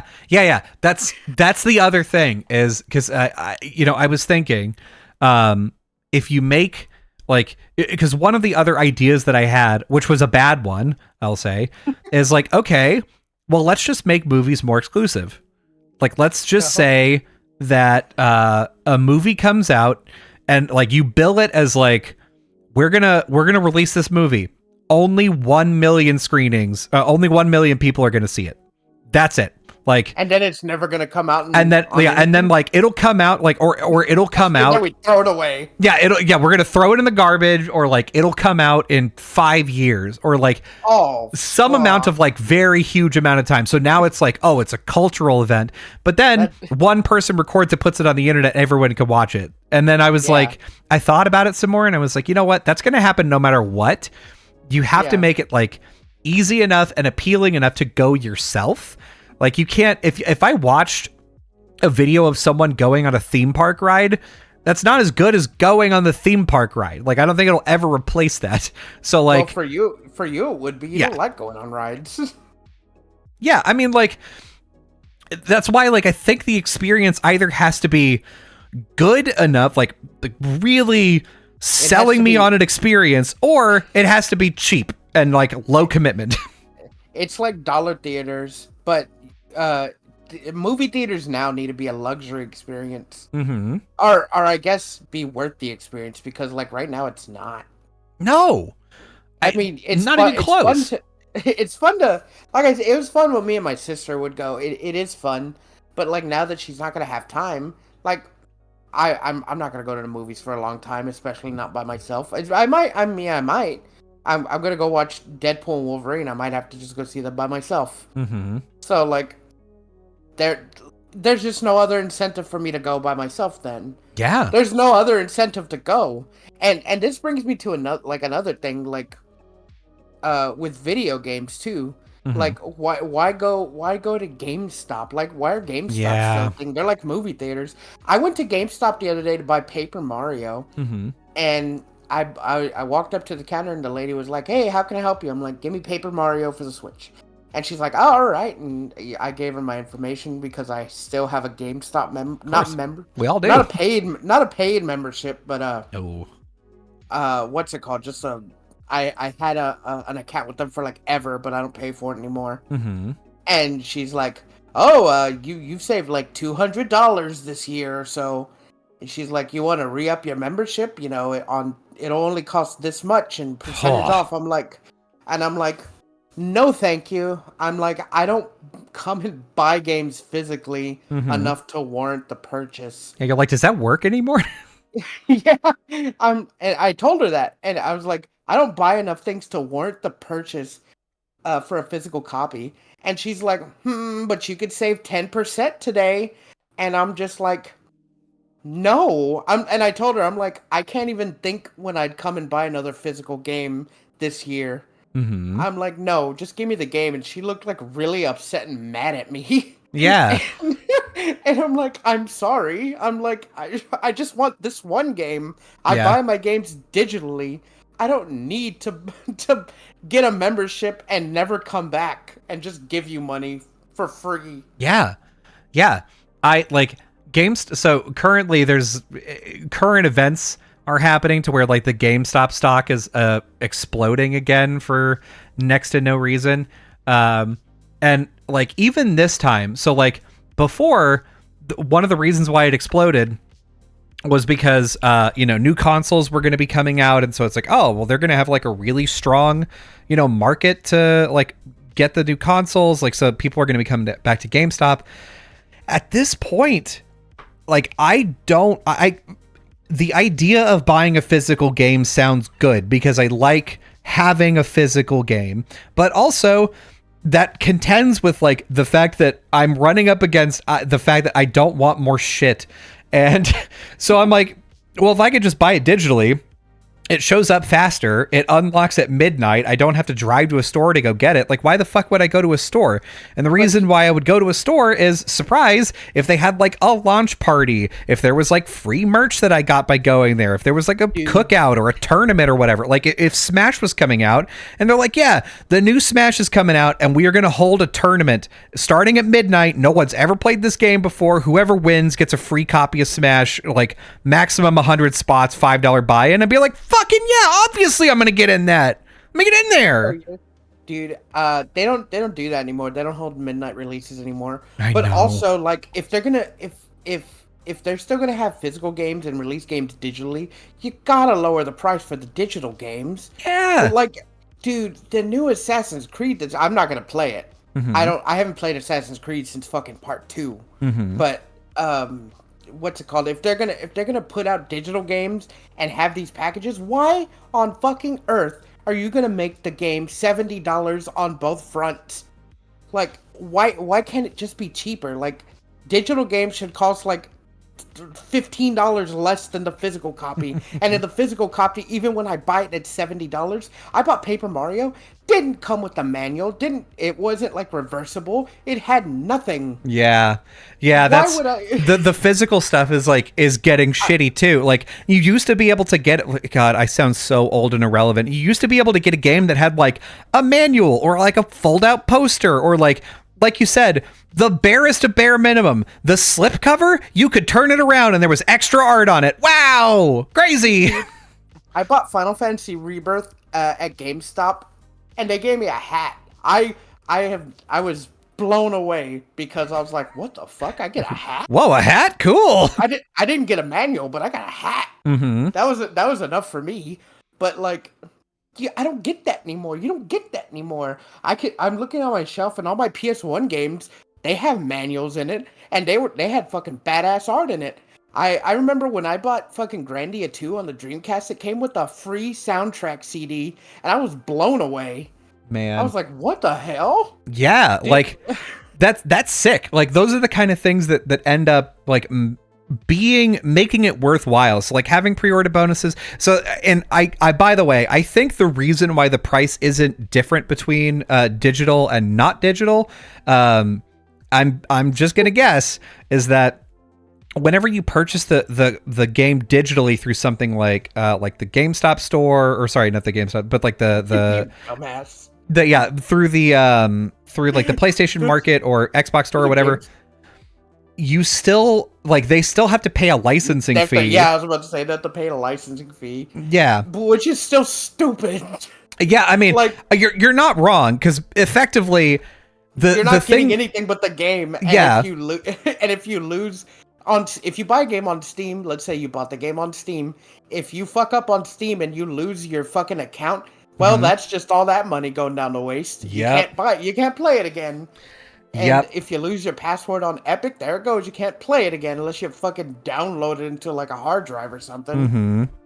But the cost is like, the cost is having a bunch of servers and a bunch of like hard drive space up on the internet, and then paying to do data transfer. So all of it is like, all of it is just like you're paying, like you're effectively paying Amazon or, you know, Microsoft or whoever the fuck they have their server hosting from to be able to pay for internet traffic and then hard drive space. And I get it. There's definitely cost that's associated with that, but it does seem fucking ludicrous that I'm not getting even a piece of plastic. I'm not even getting a plastic, and it's the same price though. Dude, yeah, that's why like I bought all my games digital, but like the very few times that I buy it physical, I mean, just fucking do me something. Give me a poster. Do something that makes it worthwhile. Fuck. Yeah. I don't want to have to save my receipt because there's a digital code on the bottom. You get to unlock the skin in the game. God, fucking yeah. Hell yeah. Oh, hell yeah. Yeah, cool. Wow. You mean that if I bought this game in person, I can summon Chocomog? Oh, shit, dude. That's crazy. God, I did that for Final Fantasy Rebirth, right? On Rebirth, I downloaded the code, and I forgot that what it gave me until like halfway through the game. I was like, oh, I got these things. And at that point, I didn't need them anymore. Yep. Yeah, same thing. So I saw that I had free stuff whenever like I got the game, and I specifically said, no, I'm not going to use these because this is not the experience that I want. I want the experience that everyone else is going to get in 20 years. Like if someone comes back and plays this game, they're not going to get this pre-order bonus, or maybe they will. Maybe there's going to be an ultimate edition that has all that shit in it for free. But like, yeah, I just want to like play the game, and I don't want to feel like things are unequal and weird. So no, not going to do it. I want to play vanilla, like God intended. Exactly. You son of a bitch. Oh fuck no. The market for like what people like nowadays is so fucking skewed and bad. Yeah. Like I don't even know what I'm gonna do anymore, right? Like, yeah. Of course I'm gonna still buy media, but like it's all just gonna devolve into digital because physical places are slowly dying. GameStop slowly dying. Like they're throwing away shit all the time. Yeah. What? There's no reason. Plus, I hate going to fucking GameStop and them giving me looks because I don't want to join their stupid ass membership. Yeah, being upsold on everything. This is what I think is for things. Because you're right, GameStop is in the exact same category as movie theaters. Like, we don't need them. They are relics of the past. It used to be a hype thing to go to. You used to like look forward to going to GameStop, especially if you were like, oh, I can go buy a used game for like fucking $12. That's cool. And now you can like buy a 20-year-old game for $12. Like, there's other ways to get it, and especially if you have a PC, you could basically just play anything. And so like, that takes away a lot of the magic of going to GameStop. And so like both of them, I think either like GameStop is in an even worse position than like movie theaters, because movie theaters at the very least you could get away with being like, yeah, just fuck it. If you like pay us only $5, you get a large soda and a large popcorn for free. Like that's how much it costs for us to like give you these things, and we make a little bit of money on it, and like that's like at the very least there's some path forward there. But for GameStop, they're literally just they're taking the same games and selling them to you for the same MSRP, and they're hoping that you like have a monthly subscription or like get their fucking GameStop magazine is what it used to be, or buy a hat. Or buy something else that they sell at their store. Or come back and sell them the game that you just bought 2 weeks later. No, I don't sell any of my game. If I'm buying a physical game from GameStop, I'm never selling it. It's just mine now. Yeah. Like, why would I go to GameStop so they can give me fucking credit? I don't want to buy anything I'm like not looking forward to at GameStop. Yeah. Why the fuck would I? That used to be the case though, is like back in the day, if you're like, oh yeah, I'm like done with these games, like I really want a new game, or like I don't have enough money, I'm gonna trade in like 5 games, because they don't give you fucking any money. They're like, yeah, I could give you $3 cash or $5 GameStop bucks, and you're like, fine, give me GameStop bucks, I guess. Yeah, I used to have the GameStop card in my wallet all the time. Yeah, dude. And dude, back when they had like they started with the partner points program, I had a shitload. Yeah. I fucking Well, that's also because when I worked at Walmart when I was 19, I would just steal all the bargain bin games and go and hawk them at GameStop. So I had like hundreds of dollars that I could just spend at GameStop that I would just buy new games with. Yeah, hell yeah. But like genius. It was genius. And the people at GameStop, I think they knew, but they didn't really ask questions. So I was just like, no, dude, these are all mine. I just sell them. Yeah, I hunt for the bargain deals. You know what I mean? I'm like, listen, I buy them cheap at the Walmart where I work, and I come in double the price here. Yeah, listen, this is all above board. Don't ask questions. And they're like, I didn't ask any questions. I don't care. I didn't even ask you in the first place. Good, don't. Good, yeah, don't even think about it. I'll fucking slash your tires. What? Who? What? Who said that? Go back to work. Y'all are fucking crazy. I like y'all, but y'all crazy. So like that's what I think is like you have to either make it an experience, or like you're counting on somebody like buying something additional in your place. If you're selling stuff, then like you have to like have margins on it, and like a lot of it is about like, oh, I need to like make more money on this. And so like when you own a place that's like a board game store, like the dead simple easiest things that you can do is like, I sell board games here. Also, you can rent a space in my store to play your board games. Every Wednesday night you can come for Magic Night, or like we do tournaments, we do like tabletop. You can rent a whatever. TCG nights. Yeah, and we like have snacks and drinks and whatever. Like I can sell you things like that. And to be fair, there's like a ton of places that go out of business because like they just can't bring enough people in because it's just not cool enough, or like people don't want to leave home anymore. Or just go to a friend's house, buy stuff online, like, and go to your friend's house. Like, it's not, I don't want to say cool, it's just like, if you live in a small area like we do, why the hell would I drive like an hour to go and play with people I don't know? Yeah, when I could play fucking house rules at my friend's house. Yeah, dude. And like this is how I wish that things were the way that they used to be sometimes, because I'm a boomer inside, and like I wish that I could replicate a midnight release with some friends, right? Like I wish that we could go and buy the same game and it be like a single player game, and then like just have a party with each other and play our games separately, but like near each other, and we've got snacks and fucking drinks, and it's like everybody's having a good time. Like that's what I want, and like that's what I want a game store to do, is to like bring back like a community experience. Like, oh man, you should have been at the midnight release for this thing. They were fucking blasting the soundtrack, and like there were cosplayers and like things like that. You're like, man, that was cool. I remember going to like midnight releases with Mike, and there was for Call of Duty, and people were had ghillie suits on. Yeah. And I know we went to the release party for fucking Batman Arkham Asylum. There was a guy in a bat suit. Yeah, dude. It was crazy. I remember in buying Street Fighter 4. This was like 10 years ago. Mm-hmm. They didn't have anything for the midnight release. They had the game going, you could play it. Mm-hmm. And I was friends with the GameStop guys there and we're playing it. But like a few days later they had the tournament. They had the Street Fighter 4 tournament. Mm-hmm.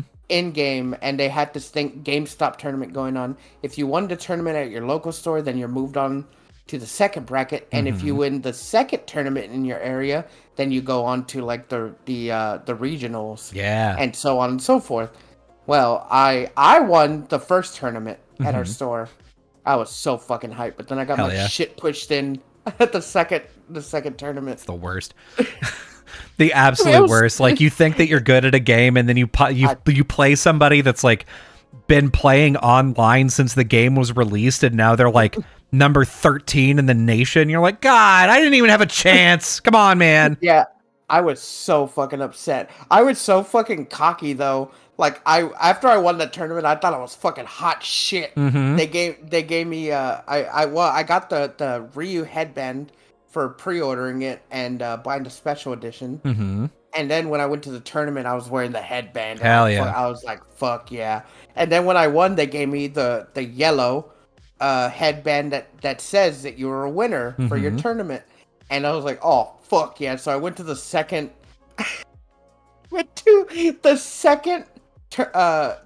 ranked tournament, and I was wearing the yellow headband, but I had the red headband on my arm, and I was like, let's fucking do it. Lost in the first round. Hell yeah. You're like, listen, I'm the protagonist of this tournament, baby. Little did I know I was a fucking background character. I know. They like, you're the guy in episode 1 where like the protagonist comes in and like there's some dude that shows up and is like, oh yeah, I've just got my winner's headband on. I got to do my finger exercises. Hold on. And then like he gets trounced in the first episode and he's like, how could this? It's impossible. His fingers are moving so fast. What does that move? I don't know. I like it. Was fun still, but man, I was sad that day. Yeah, I was real sad, dude. I bet my mom tried to like cheer me up, but I was just not having it. Mm-hmm. I felt embarrassed almost. Yeah, dude. Because I dressed up. I was like, yeah, and then I fucking lost. And you're like, oh fuck, man. Oh, hit me right in the ego. Yeah. Man, okay, we're getting toward the end of this episode. The world is changing, and you don't like it. And the thing is, like, for me, the main reason why I wish things were the way that they used to be is because like those were core memories that I enjoyed having, and I can't make those anymore because of like time and area and all of that. But the thing is, I probably can. I just am not trying hard enough, and that's a personal thing. I don't even think it's just because it's what you want. I think it's because like you want your kid to have that. Yeah. And you now like going into the future, you're like, man, he's not gonna have that fucking experience like I had it. But like he's gonna have a different experience.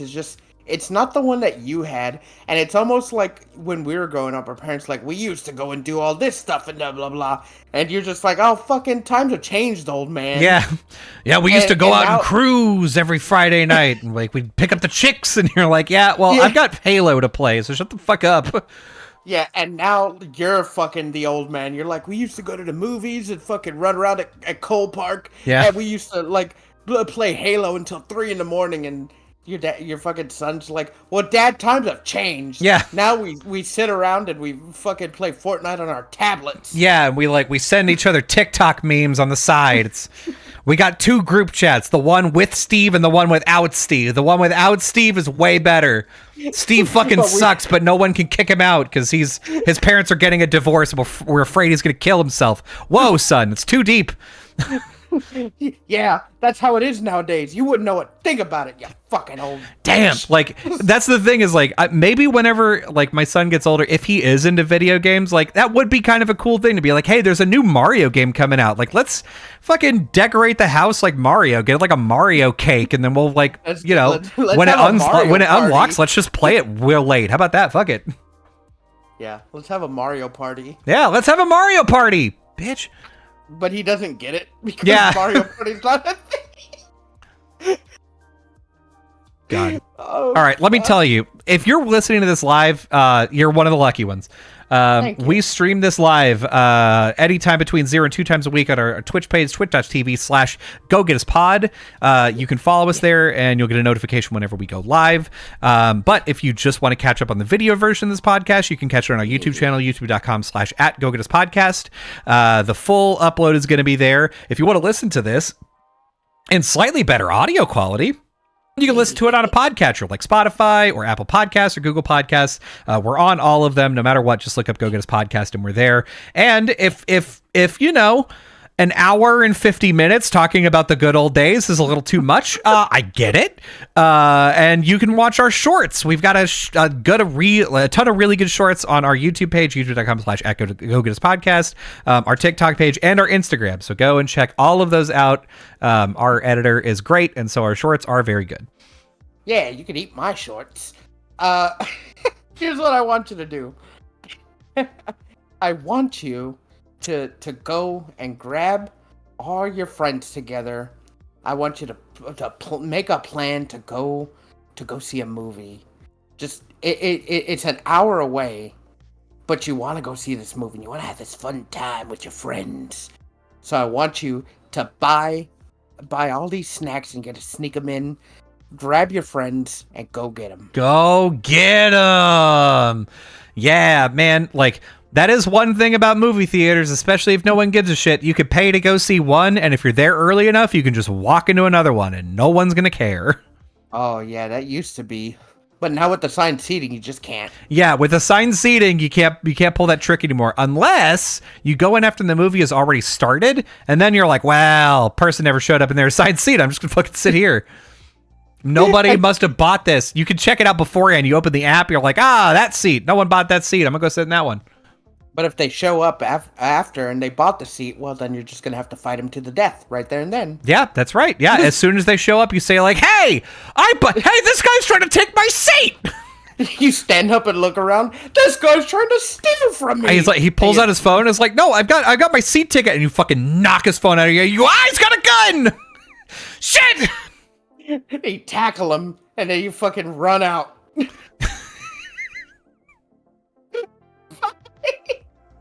Bye.